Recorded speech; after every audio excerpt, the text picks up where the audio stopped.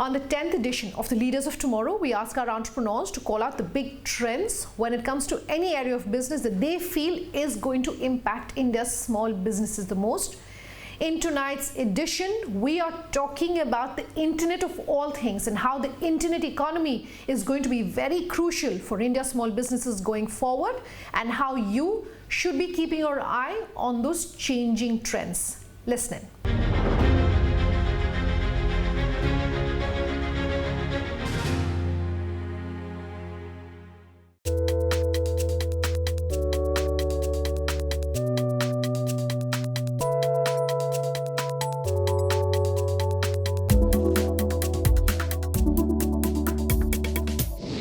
Amit, good having you here on the show. Before we talk about the used car market, how it's changing, what insights you have on the domestic market for our viewers, I want to start by really talking about your personal and your professional journey, because you're a serial entrepreneur, one of the front runners really when it comes to really online selling and the entire e-commerce value chain.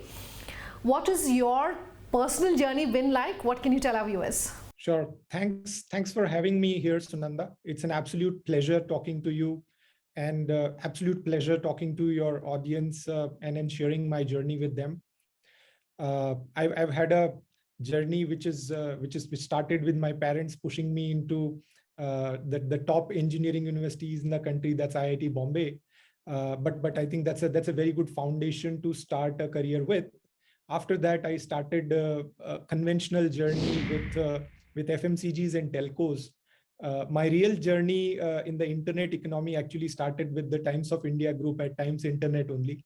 So they also have due credit for mentoring me into the ecosystem.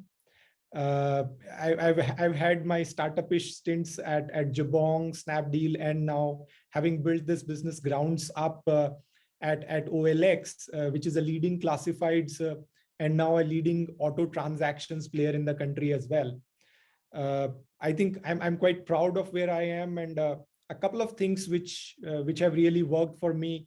One is looking at a sunrise opportunity and getting into it early. I entered e-commerce in 2011 with Times Internet Limited, and then I entered the auto transactions business at OLX Autos some 5 years back when the opportunity was just beginning to grow up.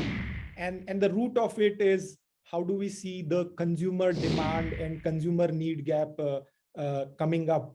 And when there is a real nascent consumer demand, that's when it is the right time for an entrepreneur to get in and start building things to create material businesses which create value, not only for the entrepreneur, but for the society in general. So then let's dive right in and talk about the used car market and how it has perhaps changed over the past 2 years. What can you tell us? So the used car and the used vehicle business is full of opportunities. To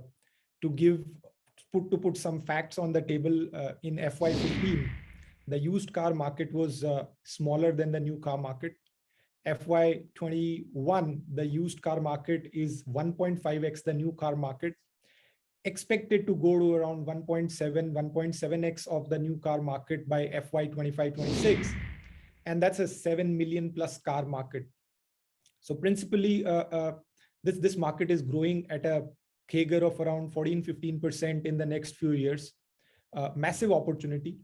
The key drivers behind this opportunity growing at a rapid pace, of course, the first one is that the new car supply is expected to grow at a 7 to 9%, which is the input for used cars. But I think there are a couple of fundamental shifts which are happening in our Indian ecosystem. The first shift is that we have a large aspirational middle class, which is wanting to use the car as a status reflector. And as people move up, they upgrade their cars. And it is faster to do that now with used cars. The second, the status of infrastructure is improving. As a result, the car is surviving for longer. And there are shorter cycles of residence of that car with the user. So now people are changing their used cars in 3 to 4 years, which maybe 5 to 7 years ago was a 7 to 9 year residence period of a car or an ownership period of a car. All these things put together, the used car opportunity is growing at a very, very rapid pace. From a consumer demand perspective, this is a supply short market. There is more demand, and specifically COVID has increased the demand due to a bias for personal mobility. So those would be, let's say, the top headlines for used car market from my side, Sunanda. What are the biggest challenges, Amit, that you can tell our viewers about when it comes to this market? Because one would assume that a product like a car, or say a house for that matter, most Indians would still want to touch, feel, see, test drive it, etc. So how is it really working then if you're looking at perhaps a digital first platform and a model? How is that working? What are the challenges, and how are you as a company and as a business converting that really to an opportunity? So Sunanda, the used car journey from one consumer who's a seller to another consumer who's the eventual buyer has multiple friction points and is broken at different places. When a consumer is looking to sell a car, the consumer does not have a fix on the condition of her car, at what price should that car get transacted, and how should the paperwork happen. Similarly, for the buyer, is she buying a lemon or it's a good car? Is the price right? Does the car come in with the right warranty, financing, which help in buying the car? Most of these areas are areas that the ecosystem needs to work on, and we are working on. So we are helping consumers get the right price for their car by getting the right digitized inspection done. And when a consumer is looking to buy a car from us, we are providing warranties and financing. Eventually, for entrepreneurs, this whole journey, wherever there is friction, whether it is the price of the car or the condition of the car or reliability or trust in the car, all these friction points are areas of opportunity. In addition to us entrepreneurs working on these opportunities as OLX Autos, we are working on these opportunities. Some sort of government policy help is also coming our way, and there is work going on. For example, there is BH registration, which has been launched in pilot phase, which potentially makes the whole of the country one single market for used cars. So there is a lot of opportunity, and there is government support also to grow this opportunity further. So we were talking about the internet economy, Amit, and my question is in relation to really the used car market. How has the internet economy really changed buying and selling of cars, buying and selling of new cars, of used cars, of two-wheelers, just the entire automobile industry itself? How has that changed? So Sunanda, we as OLX work with the largest number of used car dealers in the country. And today, close to 80% of the used car ecosystem is unorganized. We as OLX Autos are playing an active role in helping the used car dealers digitize their business, grow their business, and we've created multiple opportunities or help for the entrepreneur or a used car dealer to do that. But if I look at the long-term projections for the industry, there is definitely going to be a move from the unorganized to the organized. There is definitely going to be a move from the consumer just relying on the used car dealer to actually digitizing her journey. So we do definitely see that the transactions which are happening through pure digital players would move up from around 15% today to 25%. So some of those trends are very clear and are being accentuated by the shift that COVID has created. In fact, these trends are not only visible in the used car industry, but also in the new car industry, where most of the OEMs have created digitized journey and have improved that to make it more user friendly. For those of us who may be curious, can you tell us what perhaps the best selling brands and models are? I think in the used car space, the top selling models have been hatchbacks. The UVs have been gaining share. So the typical used car, large used cars or the large transaction used cars are the familiar names such as the Swifts and the i10s. But we are definitely seeing the SUVs gaining share, the Scorpios, the Fortuners of the world. I think there is very clear indication that as the new car market is moving towards the utility vehicles, the used car market is also moving in that direction. In fact, now we've started seeing some of the EVs also coming into the used car space. And this is a very, very interesting territory to be in, to be able to evaluate the value of the car and then being able to transact in. All of us and the industry is learning about it.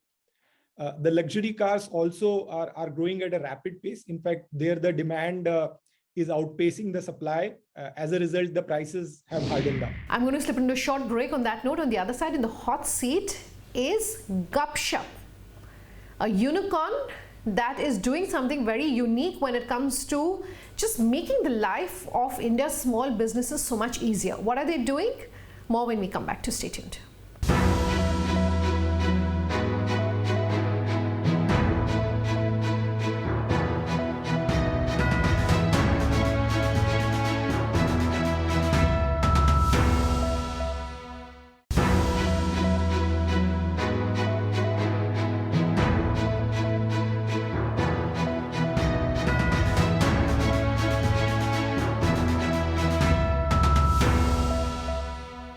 Welcome back. You're with us here on Leaders of Tomorrow. In the hot seat tonight is one of the most recently minted unicorns, Gupshup.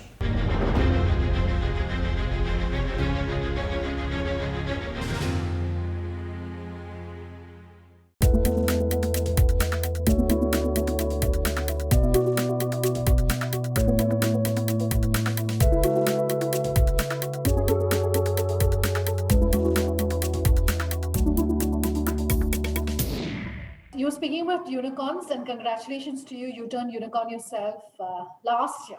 What did and what does really having that tag mean for you? Honestly, not a lot. I think it means more for the media than it does for us. Yes, I think it does feel for employees, it feels like, it's a sense of accomplishment and so on. But you can't, we try not to put too much value in that tag, right? Because ultimately, there's no guarantee that once a unicorn, forever a unicorn, right? Businesses can go up or down, which means you have to keep staying focused on building value, delivering new products, attracting new customers, and so on. So if anything, we find that the tag can be somewhat distracting. It can be, you can certainly start feeling complacent. You feel like, okay, the hard work is done, when and it's quite the opposite. Now, it does help in terms of increasing visibility. Customers now feel that you're a credible company, you're here to stay, so they can make long-term plans with you.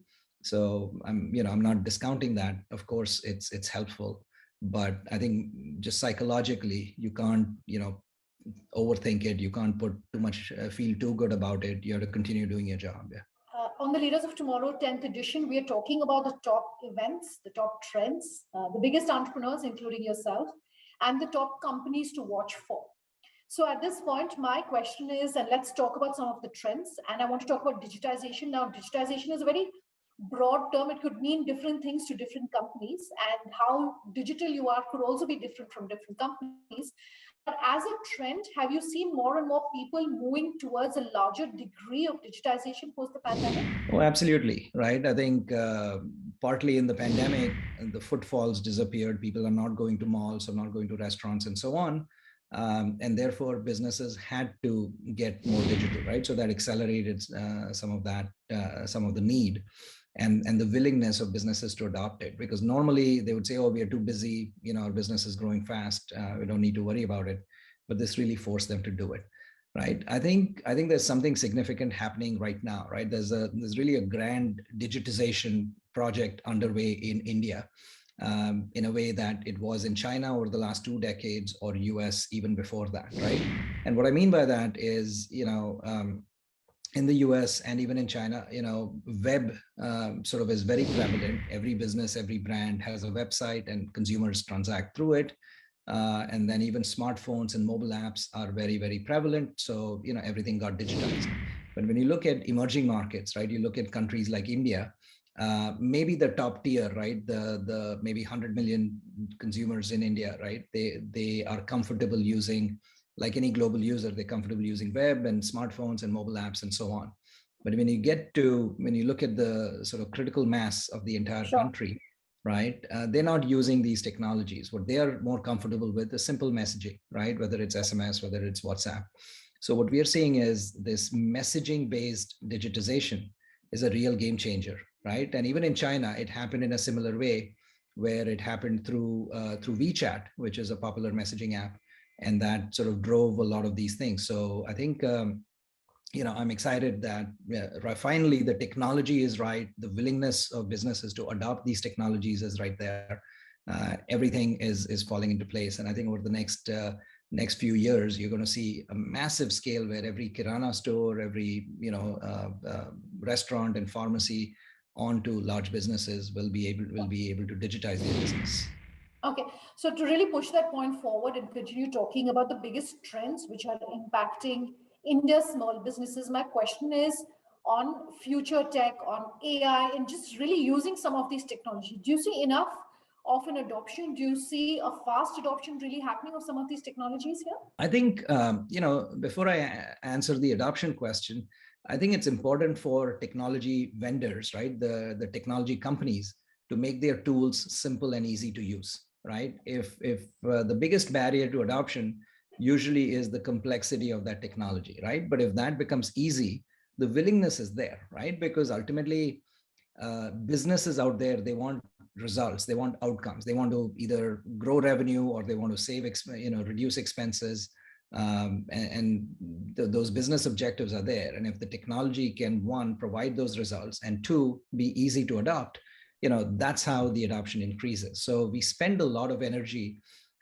not just in innovating new products, but really making them simple and easy, like one click, right? Because a restaurant owner, right, that person, he or she is very busy, they're doing a lot of things. So if you can make it automated, simple, and quick, I think it will transform, right? So the onus is as much on companies like Gupshup as it is on businesses. Now, on the business side, I mean, I think, as we do these initial pilots, or we roll it out with a few customers, then they talk to others, and but through word of mouth, if it delivers that value, the businesses are adopting very, very rapidly, and we are seeing that it has to be the right technology. Like I said, messaging based, it works for everyone.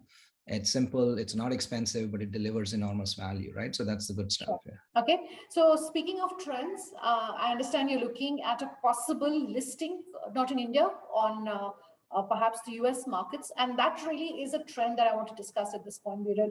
There's been a lot of commentary and a lot of chatter around how Indian entrepreneurs or Indian origin entrepreneurs could be encouraged to list their businesses in India. What is your view really on that? Well, firstly, it's a very unusual time to be talking about public listings, because the stock markets are so volatile and the IPO window is not really open. But on the other hand, yes, we do have plans. We have the scale, we have the profitability, we have the growth to be able to do an IPO.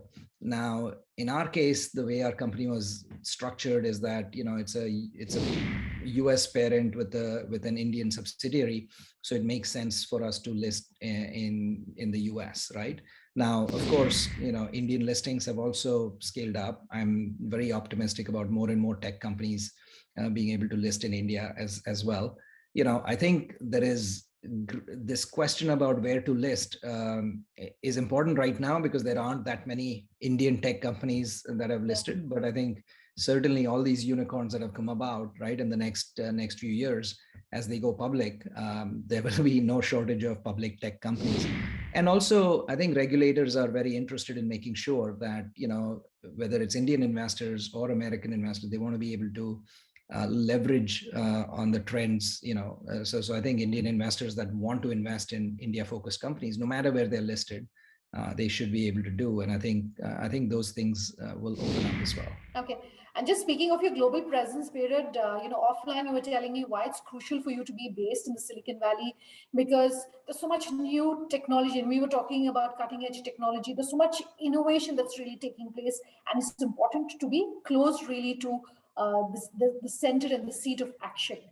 For entrepreneurs who are watching this interview, what would you like to tell them about how that perhaps has really helped you in your entrepreneurial journey? Yeah, absolutely. Now, look, I left, I relocated to the US a long time ago in the early 90s when I graduated from IIT. These days, of course, many people, the startup opportunities in India are so many that people don't need to do that, right? But leaving that aside, I think, like I mentioned earlier, there are new emerging trends happening everywhere, and especially in Silicon Valley. It's almost like the crossroads of the world, right? Because almost all tech entrepreneurs globally, they'll be visiting here, attending conferences, meeting a lot of the VCs. The venture and private equity ecosystem is very, very deep. So even if you're at a child's birthday party or at a social event, at a cocktail event, right, people are still talking about business ideas and innovation and so on.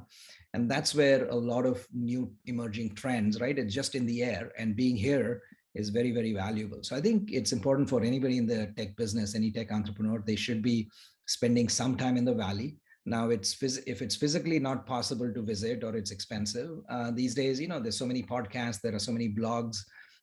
It's important to read up, be aware, be up to date. But this whole US-India corridor has become a very standard thing. I mean, we have entrepreneurs going back and forth all the time. There are so many events, and there's so many Indian origin entrepreneurs in Silicon Valley that it feels home. It's an extension of India, and I think that's really good. I think it's really good for India, for this transfusion of ideas to go both ways, right? And so the best and brightest ideas from the world and people, right, can engage in this ecosystem. Beerud, one last question to you as I'm ending today's interview and conversation. You're someone who's been an entrepreneur now and has had quite a journey. Based on your personal and your professional experience, what's the one thing that you want to leave our viewers with? I'm a big fan of entrepreneurship because entrepreneurship is probably the biggest sort of prosperity generating engine, right? It can really transform societies, countries in very, very powerful ways. So it's really important that we support entrepreneurs and small businesses. Out of time on tonight's episode. If you have any feedback for us, do let us know. Our contact details on your screens as we speak. Thanks for watching. Have a good night.